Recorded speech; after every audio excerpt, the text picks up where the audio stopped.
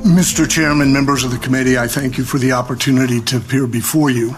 My name is Phill Kline. I am the director of the Amistad project for the Thomas More Society out of Chicago, which has been concerned about election integrity for 2 years now. And additionally, I'm former Attorney General of Kansas, a former state legislator, and a former district attorney, and currently serving as assistant professor of law at Liberty University School of Law. We witnessed an unprecedented and coordinated infusion of private funds, as well as a private-public partnership in all swing states to improperly and unlawfully impact the result of the 2020 presidential election. And I will provide you some additional information regarding that during this testimony. But first, I'd like to address what I have witnessed during the testimony, which is consistent with the concerns that have arisen as we've watched this election, and that is the deconstruction of truth through the deconstruction of the definition and meaning of words, such that the result is lawlessness, and the mandates of this legislature are not respected nor followed through that deconstruction of words. I witnessed in, and you'll have to forgive me, I forget the new name, but in Michigan, in the Cobo Center, in the Consolidated Counting Center, the exclusion of one party from being able to witness the counting of the ballots, the handling of the ballots, and the curing of ballots, with the justification that although Michigan law requires that representatives of both political party be present at the place of the counting, that the Republican who was placed in the cheap seats in a hall that is over 2 football fields long and could not see what is actually occurring with the handling of the ballots, complied with the law because he was in the place. To which I say, Detroit is a place. The planet Earth is a place. Clearly, the purpose of the law was to prevent fraud through a prophylactic measure of allowing both political parties to witness the management, the handling, and the counting of ballots. In fact, the United States Agency for International Development states that it monitors foreign elections for transparency, so that all of those who have a political interest may witness the handling, the counting, and the management and receipt of ballots. America, the United States, did not have a transparent election in any form and in any manner in every location that funds from Mr. Zuckerberg touched. And in fact, the plans that were initiated through his funds that were mandated by a charity to which he gave $350 million required that these elections be managed in that fashion. We can't privatize elections. Elections are a core government function, and government should not put its thumb on the scale to dictate who may turn out to vote more easily while suppressing the vote of other demographics throughout the nation. And that is exactly what happened this time. Here I saw the testimony of Mr. Knudsen, who told you that he could not determine what the statute meant that a voter delivering an absentee ballot must deliver it to the clerk, that it was too vague, that perhaps it was somebody other than the voter, or perhaps it was even delivering the vote to an object, like a drop box, rather than a person. Well, clearly the words of the statute and the purpose of the statute indicate that the vote should be delivered to a human being in order to be able to validate the legitimacy of the vote. I find it I'm incredulous with the argument that that statute can mean you could deliver a ballot to an object and it would verify its authenticity. The deconstruction of words has resulted in lawlessness in this election. I've had the occasion to visit the National Archives. I've had the honor, as perhaps many of you have had, in viewing our Constitution and our Bill of Rights, which is kept in a vault, because it is so fragile that if it is exposed to oxygen, it will turn to dust. It cannot stop a bullet. It cannot protect the American people. It cannot ensure that our elections are transparent, inclusive, and accurate.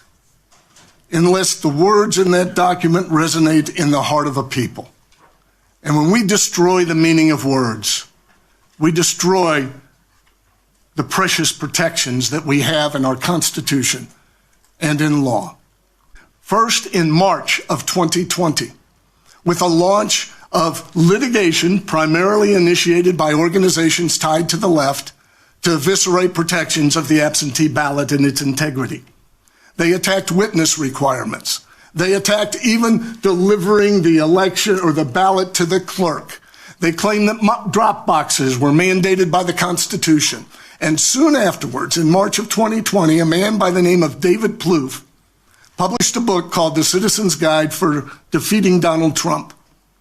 That guide, by the way, and David Plouffe was the former campaign manager of President Obama.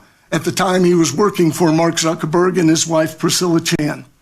And in that book, he said that this election will be determined by a block-by-block street fight to turn out the vote in Detroit, Milwaukee, and Philadelphia.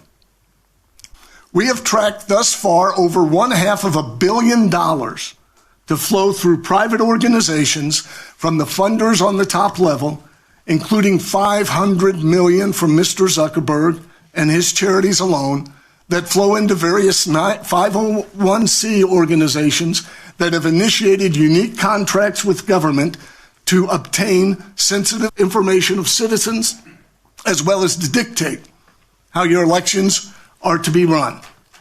Now, I have to say that under the United States Constitution and the Electors Clause and the Elections Clause, that responsibility rests with you. Your cities receiving Mr. Zuckerberg's funds, and I'm going to refer to it that way, because if I gave $350 million to a charity, I have a right to call it after my name. Your cities that receive these funds violated your plan intentionally. Now, I'm not here to speak about criminal law. I'll give some references to that in a minute. I'm speaking about violation of election laws, which was done willfully and intentionally. Laws that are there to protect the integrity of the election. In fact, your statutes specifically speak to this. I'm speaking to Wisconsin Law Section 6.84, subsection 1, that this is provided to prevent the potential for fraud. You recognize that if these laws are not followed, you are unable to determine if fraud occurred. In other words, the potential for fraud is the key standard you must assess in determining under the Constitution whether to certify the election. It's the media that has said you must prove fraud, no law. Your responsibilities are thus: was the election lawful? You have ample evidence, and I would say not just evidence, you have admissions by those who operated this election that they did not do it lawfully, consistent with your design, your plan, and your law. The second question is, do you have faith in the result? And if you do not, I would say your legal obligation is not to certify and either send 2 sets of electors or send no electors. And by the way, the Constitution does not mandate December 8th, nor December 14th. Those are congressional statutes. They don't override your plenary power and responsibility under the United States Constitution to get to the bottom of this matter. So, let me give you examples of the flow of Mr. Zuckerberg's money, and then I'm going to back up to some more evidence. And these are through admissions of the Center for Tech and Civic Life that he poured the money into. And there's a flaw here, by the way, a flaw in that they are private organizations, so they're not subject, like you are, to freedom of information requests, to demands for them to open up their books, or any transparency whatsoever. And so the information I am providing you is what we've been able to scratch and claw and obtain. Mr. Zuckerberg's grants. The CTCL started to reach out to Wisconsin as early as April of 2020.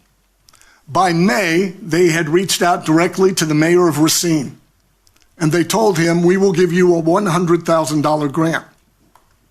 That at the time, based on previous 990 filings, would be about 10% of their entire annual budget.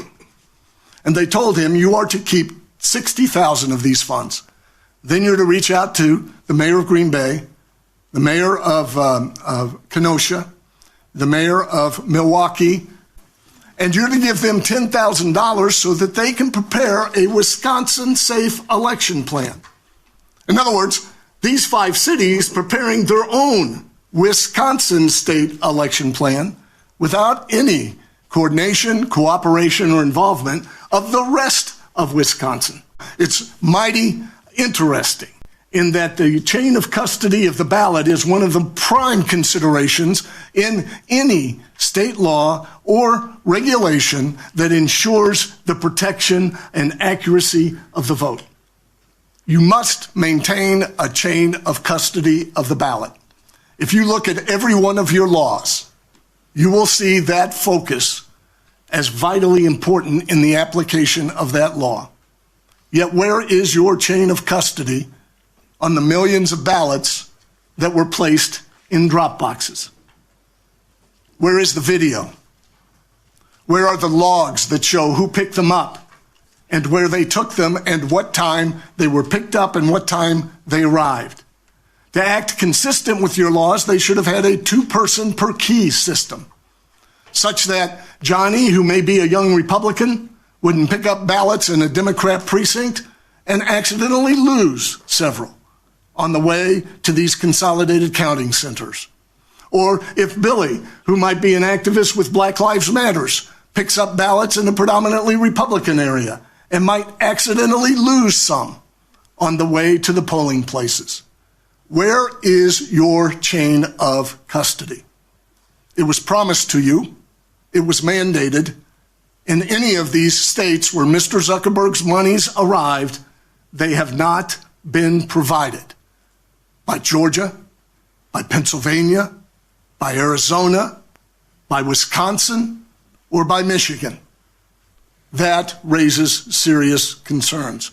If you read the Wisconsin Safe Election Plan prepared by these 5 cities, contrary to your direction, contrary to your plan, in violation of the plan accepted by HAVA, you will find that they identify voter ID as a burden, as an obstacle to be overcome.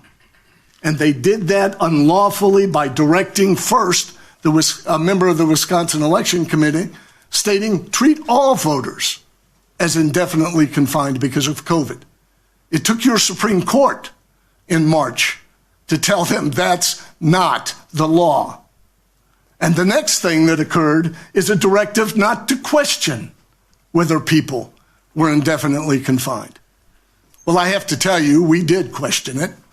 And we reviewed social media of those who were reported as being indefinitely confined. And believe me, they were celebrating Halloween.